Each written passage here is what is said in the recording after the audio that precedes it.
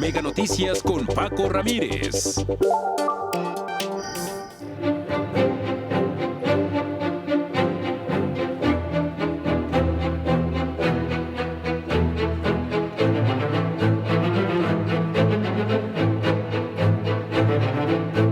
Estoy más preparado que un chicharrón para ser ministro de la Suprema Corte de Justicia de la Nación. Candidata a ministra de la Suprema Corte y vengo a transformar la justicia. Soy Dora la Transformadora.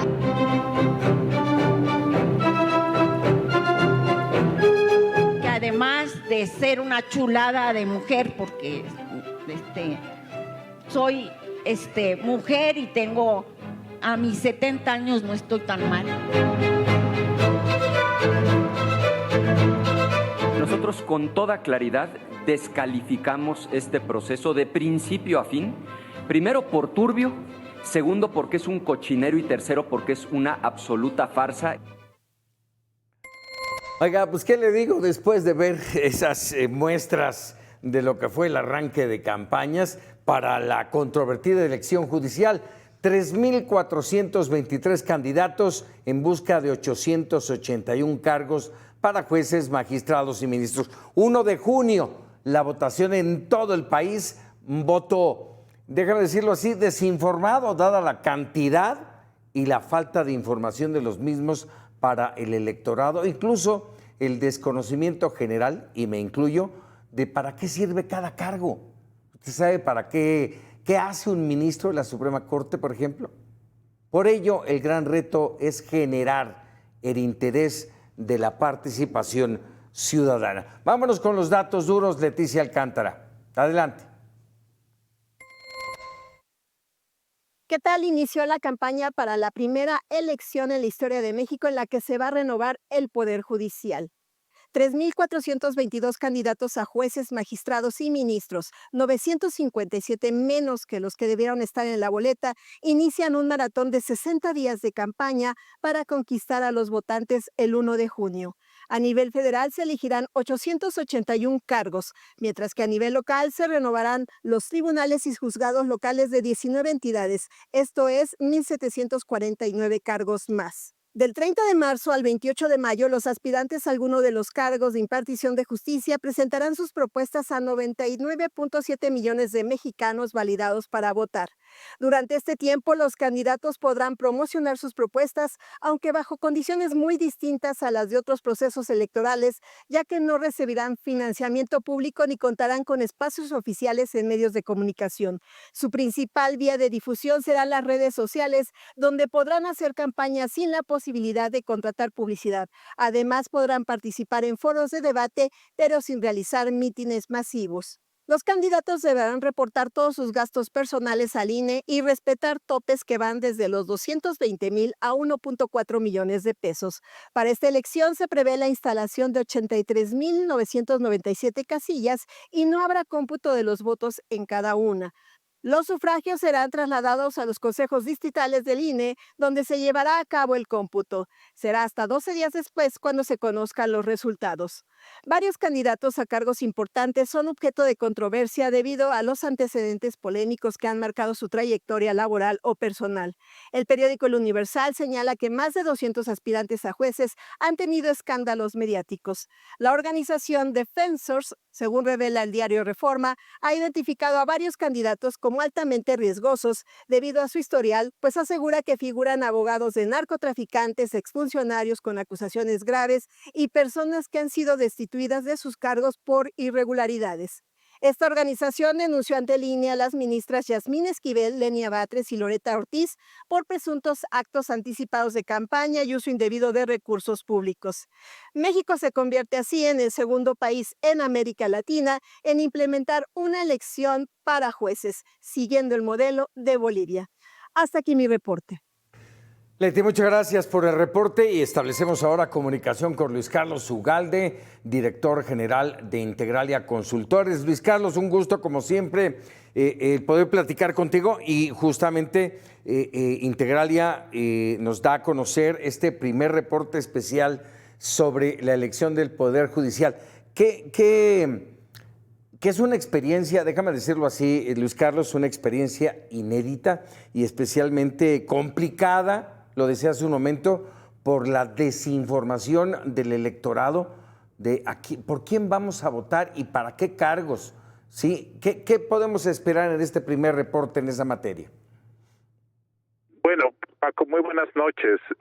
Lo que estamos vislumbrando es un ejercicio absurdo, es un ejercicio inédito. Lo que dijo la reportera de que después de Bolivia este es el segundo país en América Latina es impreciso, porque en Bolivia lo único que eligen son integrantes de la Suprema Corte. Nosotros vamos a elegir a la Corte, tribunales, magistrados, jueces, toda la estructura completa del Poder Judicial Federal y de los poderes locales. Así es que este es el primer país del mundo. Dos, por definición, estamos frente a algo desconocido. La gente no sabe qué hacen los jueces, no sabe qué hacen los magistrados, no sabe qué hace un integrante del Tribunal de Disciplina Judicial. Entonces, lo que estamos vislumbrando es, por definición, un voto que va a ser desinformado.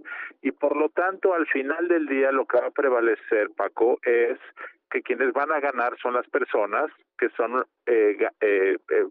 beneficiarias de la movilización del voto. Esa es la verdad. Esta idea de López Obrador de que iba el pueblo a purificar a los jueces mediante su voto es falso. Primero, porque la mayor parte de la gente no va a saber de las campañas. Segundo, es inentendible cuáles son los cargos en disputa. Tercero, la mayoría de las personas son desconocidas. Y entonces, pues todo esto va a ser una farsa, todo esto va a ser un show, y al final del día quienes van a ganar son las personas que controlan el proceso, los movilizadores del voto, Paco. Terrible, terrible. Ahora, veía yo este primer reporte de Integralia y decía las reglas de la campaña, lo que sí y lo que no pueden hacer las candidaturas. Me llamó la atención una, y lo traigo a colación, para saber si efectivamente ya desde el día número 1 se violentaron estas reglas. Una de ellas dice, lo que sí se puede, tener reuniones públicas, pero sin organización, templetes, sillas, bocinas, etcétera. Ayer, en el primer día, destacaron por mucho las 3 ministras que aparentemente buscarán llegar no solamente como ministras, que ya lo son, sino llegar a la presidencia de la Suprema Corte. ¿Violentaron o no esta regla? 2 de ellas con claridad sí lo hicieron, porque hicieron eventos en auditorios, había cientos de personas, había micrófonos, había bocinas, y claramente los lineamientos del INE establecen casi lo que te voy a decir, que no puede haber ni bocinas ni equipos profesionales, y casi lo que te dicen es que todo lo que puedes hacer es volantear en la vía pública con papel biodegradable, usar un megáfono y eventos al aire libre. Nada de estar usando instalaciones, eventos masivos, infraestructura. Esto lo dicen los lineamientos del INE, porque lo que se procura es que la actividad principal sean 3: volantear en las calles, 2, redes sociales sin pagar por pauta, y 3, asistir a debates siempre y cuando todos los candidatos del cargo sean invitados. Así es que estar haciendo eventos multitudinarios, con infraestructura, con bocinas, con templetes, está fuera de lo que el INE permite, Paco. Oye, y agregado a eso, pues para hacer eventos como estos, como los que ahora describiste, que entiendo lo hizo Loretta Ortiz y lo hizo... se me fue ahorita, Esquivel. Exactamente, Yasmín Esquivel, que por cierto veíamos ahí algunos de los insertos de esas alocuciones, y bueno, son toda una muestra de cómo debemos de balancear y de ubicar quiénes pudieran ser nuestros ministros. Pero bueno, todo esto nos lleva a cuánto cuesta el tener un evento así, porque la ley, de acuerdo a lo que marcan, es que debe de ser de su dinero para generar este tipo de campañas, que no las debe de haber. Sí, efectivamente, el tope de gastos de campaña para un candidato a ministro de la Corte es 1,468,000 pesos y la ley dice que eso debe salir de tu bolsa. Este es uno de los varios absurdos de esto. Primero, porque ¿cómo que viene de tu bolsa? Pues entonces en los hechos es como si tú pagaras, como si estuvieras comprando un cargo. Es decir, es la primera vez que una persona tiene que gastar de su bolsa para hacer campaña y tener acceso a un cargo público. Primer problema gravísimo. Dime quién en su sano juicio mete dinero para poder trabajar. Esto es comprar cargos públicos. Primer problema. Segundo problema, nadie te puede prestar. Nadie te puede, o sea, tu mamá, tu hija no te pueden estar fondeando. Tercer tema es que muchas candidaturas que tienen dinero van a gastar más que esto, por supuesto. Y entonces empieza el problema de quién lo paga y para qué lo paga, y si te van a prestar dinero, pues lo hacen a cambio de un favor futuro.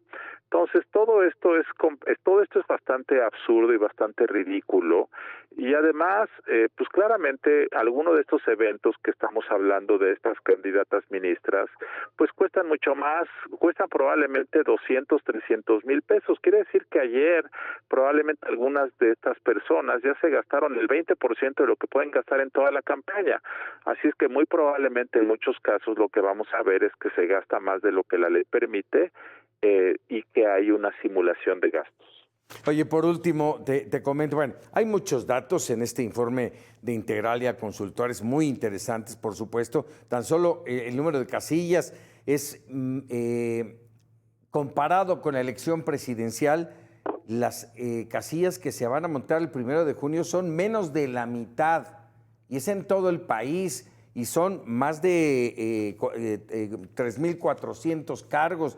Vamos, es una situación en donde el electorado va a recibir no menos de 8 boletas y eso va a generar unas largas filas, si es que hay participación, largas filas, y hay quienes de los expertos mencionan que cada uno de los electores tardará de menos 15 minutos en realizar su votación. Así es, Paco, va a ser muy tardado para los que vayan, y además la mayor parte de los votantes va a llevar un acordeón. Es decir, como son tantas candidaturas, simplemente la primera boleta que nos van a dar, que es para ministros de la Corte, va a tener 64 personas, 64. ¿Tú crees que hay alguien que vaya a saber quiénes son esas 64 personas? Entonces, ¿cómo le vas a hacer para votar? O bien vas a llevar un acordeón, porque, reitero, la mayor parte de los votantes van a ser personas movilizadas por el gobierno, por los gobernadores, por los partidos. O si eres independiente, pues a lo mejor le dedicaste los últimos días a revisar las semblanzas de las 64 personas y definiste, o vas a llegar ahí y le vas a hacer de Tim Marín, de Dumping Web, y entonces vas a decidir. Pero luego la segunda boleta es para el Tribunal de Disciplina Judicial. Ahí hay 45 candidaturas, 45 para elegir 5, y luego la tercera es para el Tribunal Electoral, la Sala Superior, y la cuarta es para las salas regionales del Tribunal Electoral del Poder Judicial, y luego la quinta boleta es para magistraturas, y la sexta es para jueces, juezas, y ahí hay una serie hay especialidades. Entonces tienes que votar por jueces en materia de competencia, en materia familiar, en materia administrativa. ¿Quién va a saber cuál es cuál y para qué sirve uno u otro? Entonces, por definición, este es un voto desinformado, y ya que hayas acabado este ejercicio de 6 boletas, vas a recibir en 19 entidades 3 boletas más para jueces locales, Paco. Entonces, el absurdo de este ejercicio, Paco, es que hay una idea demagógica o equivocada de pensar que hay más democracia cuando el pueblo elige a los jueces, y este es el origen de todo este problema, porque los jueces en una democracia cumplen una función no de representar al pueblo, no. Los jueces cumplen una función de garantizar la legalidad y el respeto a la Constitución. Son como los que están arbitrando que todo mundo haga lo que la ley permite. Esa es la función democrática de los jueces. López Obrador engañó diciendo que la función de los jueces democrática era que fueran elegidos por el pueblo, y no. Si son elegidos por el pueblo, esos son los diputados y los gobernantes. Los jueces vigilan que todo el mundo respete las reglas de juego. Por eso es que no se deben elegir por el pueblo, porque cuando te elige el pueblo, buscas agradar al pueblo, y quien es un juez debe cumplir la Constitución aunque al pueblo no le guste. Ese es el engaño de origen que lleva a que entonces estamos eligiendo personas que no sabemos qué hacen. Y no sabemos qué hacen pues porque cumplir la ley es algo muy complejo, muy técnico. Y por lo tanto, pues esto se le ha delegado a expertos, al gobierno, claro, al Congreso, y ahora asumimos esa responsabilidad los ciudadanos, para lo cual pues no es nuestro rol, y al final, reitero, como el pueblo no va a elegir, pues van a elegir los partidos. Es decir, el Poder Judicial va a ser capturado por los partidos, desafortunadamente. Mucho todavía que hablar de este tema. Luis Carlos Ugalde, te agradezco como siempre. Gracias, Paco. Buenas noches. Muy buenas noches. Sí, establecemos antes una cortinilla. En palabras de Germán Martínez Cázares, diputado de Acción Nacional. Germán, como siempre, un gusto. Ahora no aquí, pero a ver, de entrada, déjame preguntarte tu punto de vista del arranque de la campaña de la elección judicial. Paco, buenas noches. Perdón por no estar ahí, te la debo. A la audiencia.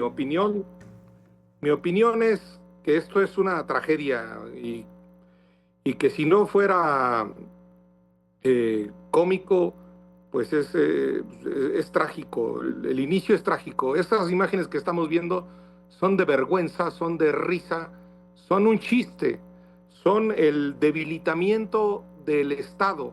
El Estado tiene que estar fuerte. El Estado es el poder ejecutivo, el legislativo y el judicial para defendernos a los mexicanos ahorita de la delincuencia interna y de los exabruptos del orangután de Donald Trump. Y resulta que estamos debilitando al poder judicial con estas pantomimas. Es una pantomima, es un disfraz. Esa señora que iba disfrazada de candidata, esa señora trae todo un aparato de Morena atrás de ella y la va a hacer ministra, y no vamos a elegir a nadie porque ya antes se preseleccionó, Paco. Eso falta decirlo. No van todos los que se apuntaron. Un grupito de Morena los preseleccionó antes. A este señor ridículo que está ahí con corbata también lo preseleccionaron antes. Entonces, y luego pasaron a una tómbola, y pues la verdad es que no están ahí por mérito, están ahí por risa. Están ahí por ridículos. Estamos viendo el derrumbe del Poder Judicial en el país. La verdad es que sí, a los 200 años.